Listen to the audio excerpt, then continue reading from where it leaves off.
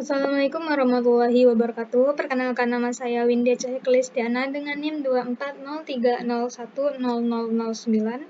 Pada kesempatan kali ini, saya akan mempresentasikan hasil analisis wacana terhadap berita daring yang berjudulkan Mahasiswa Bakal Gelar Aksi Menuju Indonesia Bangkrut di Bundaran HI, Tuntutan Harga BBM Diturunkan. Di slide pertama, saya akan menjelaskan identifikasi teks. Nah, judul teks ini adalah Mahasiswa Bakal Gelar Aksi Menuju Indonesia Bangkrut di Bundaran HI, Tuntut Harga BBM Diturunkan.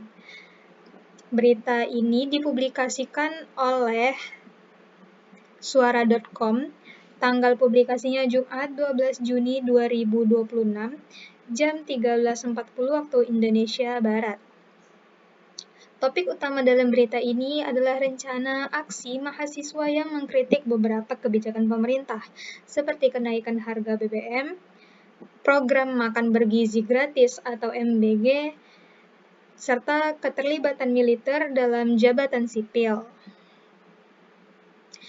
Melalui slogan Menuju Indonesia Bangkrut, ini kritik mahasiswa yang menyampaikan terhadap kondisi ekonomi dan kebijakan pemerintah yang dianggap tidak berpihak kepada masyarakat. Slide selanjutnya, analisis ideologi. Di poin pertama, ada nilai atau pandangan apa yang ingin dibangun oleh teks. Nah, nilai atau pandangan yang dibangun dalam teks ini adalah pandangan bahwa kondisi Indonesia yang sedang mengalami kemerosotan akibat kebijakan pemerintah yang dianggap membebani masyarakat.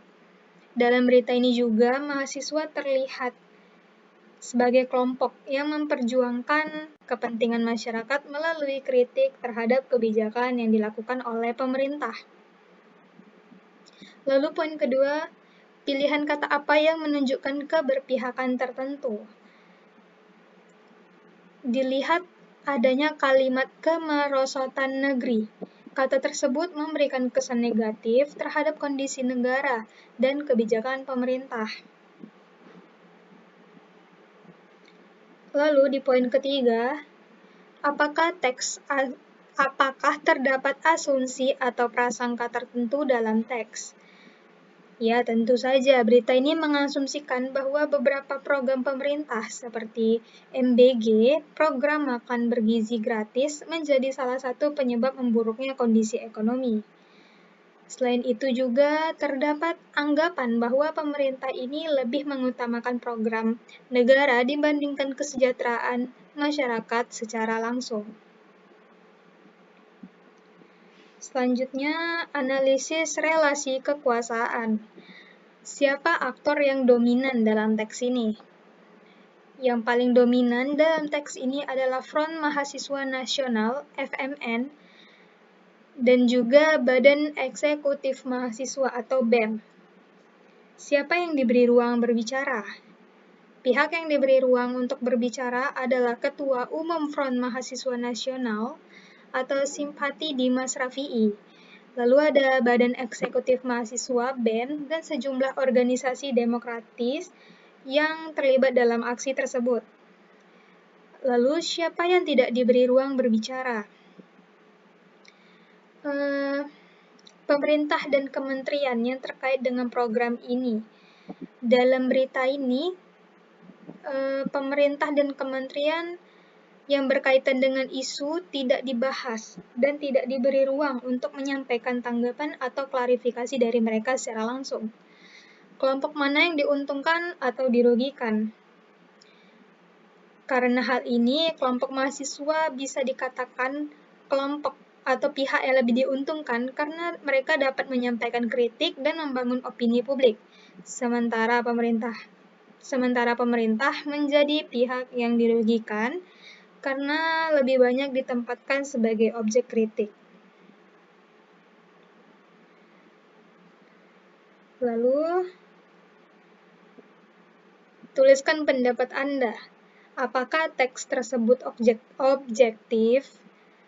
Sepertinya berita ini tuh belum sepenuhnya objektif karena lebih banyak menampilkan sudut pandang dari mahasiswa saja dibandingkan sudut pandang pemerintah. Apa dampaknya terhadap masyarakat? Dampak dari pemberitaan seperti ini dapat memengaruhi cara berpikir masyarakat, cara masyarakat memandang kondisi Indonesia saat ini yang sedang tidak baik-baik saja.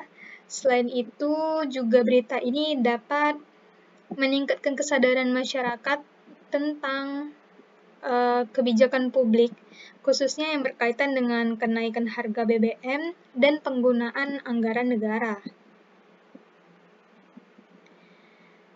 Nah, kesimpulan di sini,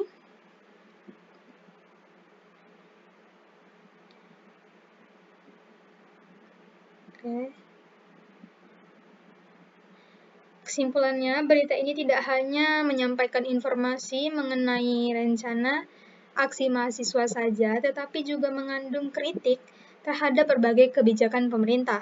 Hal tersebut terlihat dari penggunaan kata seperti bangkrut dan krisis yang memberikan kesan bahwa kondisi negara Indonesia ini benar-benar tidak baik-baik saja karena kemerosotan tadi gitu ya. Selain itu, mahasiswa juga memperoleh ruang yang lebih besar untuk menyampaikan pendapat mereka dibandingkan dengan pemerintah, sehingga sudut pandang dari pemerintah ini cenderung kurang. Jadi menurut saya berita ini sebaiknya menghadirkan berbagai sudut pandang agar informasi yang diterima dapat lebih seimbang gitu.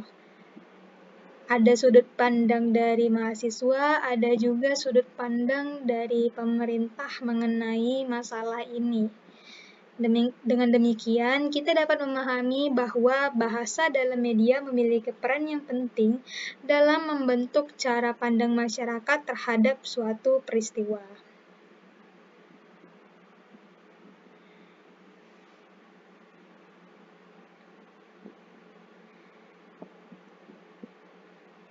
Demikian presentasi yang dapat saya sampaikan. Terima kasih atas perhatiannya. Mohon maaf apabila terdapat kekurangan.